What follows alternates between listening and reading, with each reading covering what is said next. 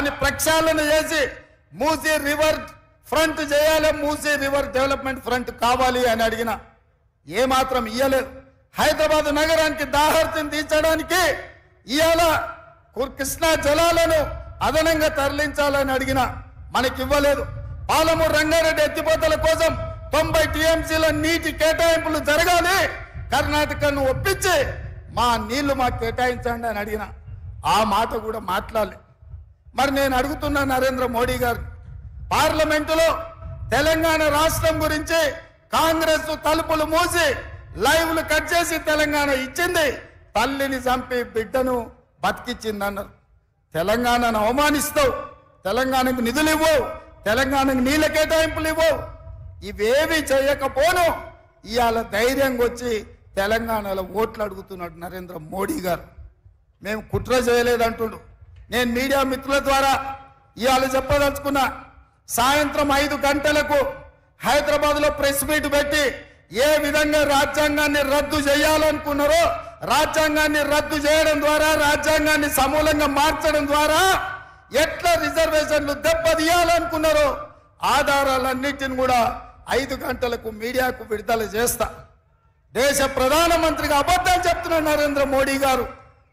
మీ స్థాయికి, మీ హోదాకు ఇది తగదు. ప్రధానమంత్రి గారు, మీరు మీ పార్టీ 2000 సంవత్సరంలోనే రాజ్యాంగాన్ని సమూలంగా మార్చడానికి కమిషన్ను నియమించను, మీరు గెజిట్ నోటిఫికేషన్ ఇచ్చును. సాయంత్రం 5 గంటలకు 2000 సంవత్సరంలో రాష్ట్రపతి ప్రసంగంలో రాజ్యాంగం మార్పు గురించి బీజేపీ ప్రభుత్వం ప్రస్తావించింది, పార్లమెంటులో ప్రకటన చేసింది. ఈ వివరాలన్నిటిని కూడా ఈరోజు దేశ ప్రజలకు నేను విడుదల చేయదలుచుకున్నా. నేను మీరు రాజ్యాంగాన్ని మార్చాలనుకుంటుంటే, రిజర్వేషన్లు రద్దు చేయాలనుకుంటుంటే అది వద్దు. ఈ దేశంలో దళితులు, గిరిజనులు ఇంకా ఆర్థికంగా చితికిపోయి ఉన్నారు. రిజర్వేషన్ ఉండాలి, వాళ్ళకే కాదు బీసీలకు కూడా రిజర్వేషన్లు ఇవ్వాలి అని నేను చెప్పిన. దానికోసం నా మీద కేసు పెడతావా? ఆ కేసులకు భయపడతానా? నేను 20 ఏళ్ల నుంచి ఎన్నో ఒడిదుడుకులను చూసినా, ఎన్నో ఆటుపోట్లను చూసినా. ఇవాళ మీరు అనుకుంటుందేమో గుజరాత్ నుంచి వచ్చి తెలంగాణ మీద పెత్తనం చేస్తామని. అందుకే 4 కోట్ల తెలంగాణ ప్రజలకు, మా 50 లక్షల నిరుద్యోగ యువకులకు నేను విజ్ఞప్తి చేస్తున్నా, ఇది తెలంగాణ పౌరుషానికి, గుజరాత్ ఆధిపత్యానికి ఈ ఎన్నికల్లో పోటీ. చూద్దాం తెలంగాణ పౌరుషం గెలుస్తుందో, గుజరాత్ ఆధిపత్యం గెలుస్తుందో నేను చూస్తా. మా రాష్ట్రం నుంచి వచ్చి, నా రాష్ట్రానికి వచ్చి, నా రాష్ట్ర నడిగడ్డ మీద నిలబడి ఈ రాష్ట్ర ముఖ్యమంత్రిని బెదిరిస్తున్నావంటే తెలంగాణ సమాజం ఎట్టిదో గుడ్డిదో కాదు. నువ్వు భయపడితే భయపడడానికి ఇక్కడ ఎవరు అమాయకులు లేరు. ఖబర్దార్ ప్రధానమంత్రి గారు, మీరు అనుకుంటుందేమో తెలంగాణ గడ్డ మీదకి గుజరాత్ నుంచి వచ్చి బెదిరిస్తామని. ఇది నా ఊరు, ఇది నా ప్రాంతం. నా ఊరుకొచ్చి నన్నే బెదిరిస్తావా? నేనేం మాట్లాడినా రిజర్వేషన్లు రద్దు చేయొద్దని అడిగిన, రాజ్యాంగాన్ని మార్చొద్దని అన్నా. ఒకవేళ నీకు నచ్చితే నా మాట విను, నచ్చకపోతే నా ఇష్టం. రాజ్యాంగం మారితే రిజర్వేషన్లు రద్దు చేస్తానే ప్రజల్ని ఓట్లు అడుగు, ప్రజలే తీర్పిస్తారు ఎవరి పక్కన నిలబడాలను. అంతే తప్ప మీరు ఆలోచన చేయండి సోదరులారా. పక్కూరోడు మన ఊరికొచ్చి మన ఊరు చౌరస్తలు నిలబడి మనల్ని అవమానించే విధంగా మన ఊరు వాళ్ళను తిట్టు ఊరుకుంటే మనం ఊరుకుంటామా? ఉంటామా? మనకేమన్నా విభేదాలు ఉండొచ్చు, మనకు భిన్నాభిప్రాయాలు ఉండొచ్చు, కానీ మన ఊరు గౌరవం వచ్చినప్పుడు ఊరంతా ఏకంగా కావాల్సిన అవసరం ఉందా లేదా ఒక్కసారి ఆలోచన చేయండి. ఇవాళ నన్ను 1 తారీఖు నాడు అంటే ఇవాళ ఢిల్లీలో పోలీస్ స్టేషన్లో హాజరుగామని హుకుం జారీ చేసిండు అమిత్ షా గారు. ఏం దౌర్జన్యమయ్య ఇది?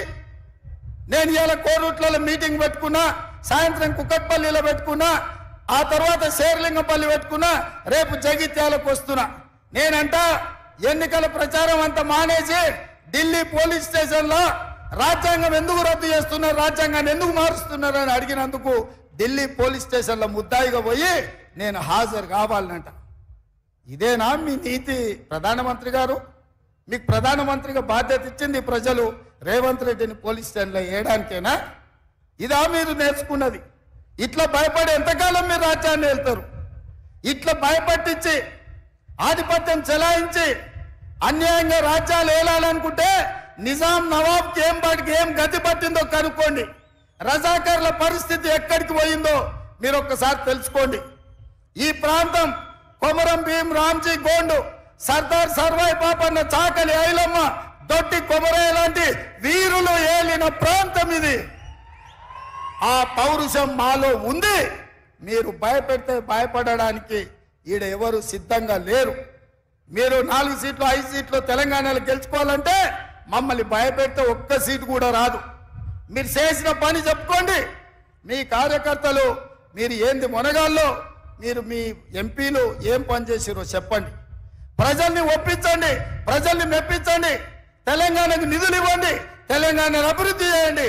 అప్పుడు తెలంగాణ ప్రజలు మిమ్మల్ని స్వాగతిస్తారు తప్ప భయపెట్టి మా మీద పెత్తనం చేయాలంటే నిజాంలకు రజాకర్లకు వచ్చిన గతే భారతీయ జనతా పార్టీకి పడుతుందని చెప్పి నేను ఈ సందర్భంగా తెలియజేస్తున్నా.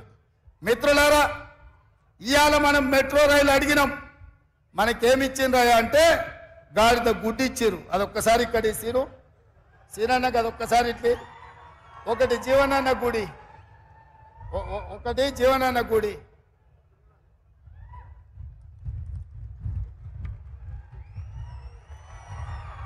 ఒక్కసారి అందరూ చూడండి. 10 ఏళ్లలో మోడీ తెలంగాణకి ఏమిచ్చిండే అంటే మీరు గాడిద గుడ్డ అనాలి. 10 ఏళ్లలో మోడీ తెలంగాణకి ఏమిచ్చిండు? మెట్రో రైలు అడిగితే ఏమిచ్చిండు? మూసీ నిధులు అడిగితే ఏమిచ్చిండు? పాలమూరు రంగారెడ్డి ఎత్తిపోతల జాతీయ ప్రాజెక్ట్ అడిగితే ఏమిచ్చిండు? బయ్యారం ఉక్కు కర్మాగారం అడిగితే ఏమిచ్చిండు? కాజీపేట రైల్వే కోచ్ ఫ్యాక్టరీ అడిగితే ఏమిచ్చిండు? ఐటీఐడిఆర్ కార్డిఆర్ అడిగితే ఏమిచ్చిండు?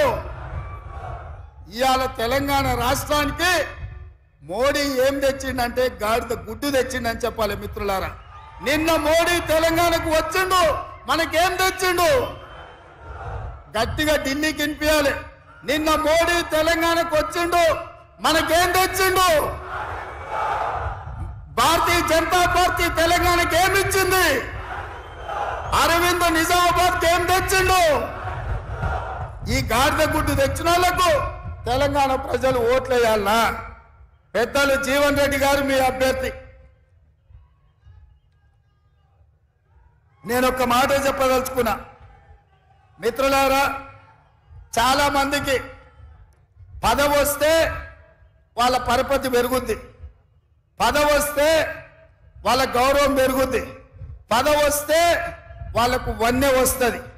కానీ పెద్దలు జీవన్ రెడ్డి గారు 1981లో సమితి ప్రెసిడెంట్గా ఎన్నికైన కాడి నుంచి ఇవాళకి 43 సంవత్సరాలైంది.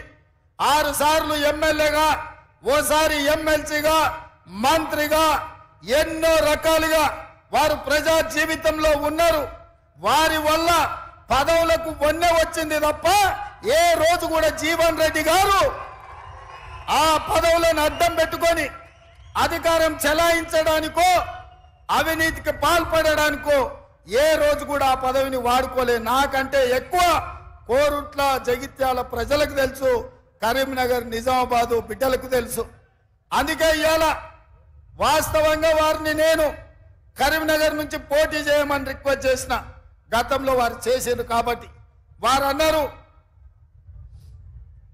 ముఖ్యమంత్రి గారు నా వయసు దాదాపుగా 68కి వచ్చింది, నేను నా ప్రాంత ప్రజల మధ్యనే ఉండాలనుకుంటున్నా.